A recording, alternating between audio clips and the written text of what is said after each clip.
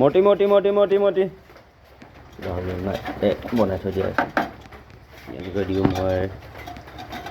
আপোনালোকক বেমাৰ এটাৰ বিষয়ে জনাবলৈ ভিডিঅ'টো বনালোঁ মটি বৰষুণ দি আছে গতিকে ৰখ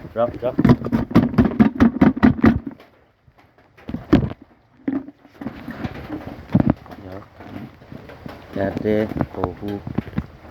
আপোনাৰ গাত গুটি ওলাই হ'ব শহু ইয়াত এটা আছিলে ইয়াত এটা ইয়াতো উঠিছিলে কাণত উঠিছিলে এইটো চাহিয়ে খোৱা নেকি আৰু ইয়াতো আছিলে পূৰা এইখিনি গোটেই চাহিয়ে লদমকৈ খাইছিলে মই ফাৰ্মাচীত গৈছিলোঁ গ'লোঁ তাৰপিছত তাত ক'লে যে ইয়াতে হ'ব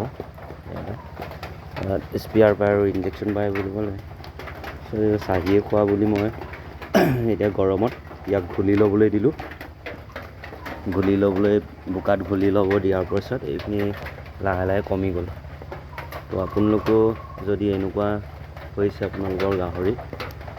আপোনালোকেও বোকাত ঘুলি ল'বলৈ দিব পাৰিব তো প্ৰায় পঢ়োৱাবিলাক ইয়াৰ কমি গ'ল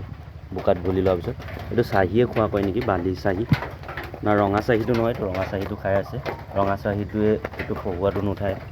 বালি চাহি বুলি কয় বালিত থাকিলে বেছি হয় তো মই এতিয়া গঁৰালটো ইয়াক বেলেগলৈ নি দিছোঁ তো আপোনালোকে জনাবচোন আৰু বেলেগ উপকাৰিতা ঔষধ আছে যদি পোৱালিটো 1 মাহ হৈছে গ্ৰথটো চাওকচোন কেনেকুৱা আছে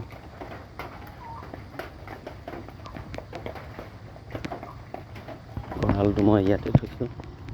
আৰু এই আগতে এই সৰু প্ৰথম আনোতে বালিত থলোঁ সেইকাৰণে হ'ল তো ইয়াত এটা গঁৰাল এইটো পুৰণা গঁৰাল হয় মই সৰু পোৱালিটো এতিয়া আৰু ডাঙৰ দুটা আছে ডাঙৰ মানে বেছি নহয় সেইটো 3 মাহ হৈছে গঁৰাল আপোনালোকক দেখাম তাত বোকা পানী বেছি হোৱাৰ কাৰণে মই ইয়াতে আকৌ নতুনকৈ এটা 10 দিনমান হৈছে গঁৰালটো তো ইয়াত থৈ দিছোঁ এই দুটা আছে এইটো মতা এটা আৰু মাইকী এজনী আছে এতিয়া গঁৰালটো যে বনালোঁ কেনেকুৱা লাগিছে ক'ব গঁৰালটো এনেকৈ বনাই দিলোঁ পানী হোৱাৰ কাৰণে তৎক্ষণাত বনাই দিলোঁ তো পুৰণা কাঠ ফালি থৈ দিয়া এইটো তেনেকুৱাকৈ গছৰ ছাল আছিল মাৰি দিলোঁ তো এতিয়া এনেকৈ থৈ দিছোঁ ইটো তাতে ৰাখোঁ সৰু পোৱালিটো গঁৰালটো কেনেকুৱা লাগিছে ক'ব আৰু অলপ ওখ কৰিব লাগিব নহ'লে এইটো সৰু হৈ আছে কাৰণে সিহঁতৰ পোৱালি জন্মৰ পৰা 3 মাহ হৈছে চাওক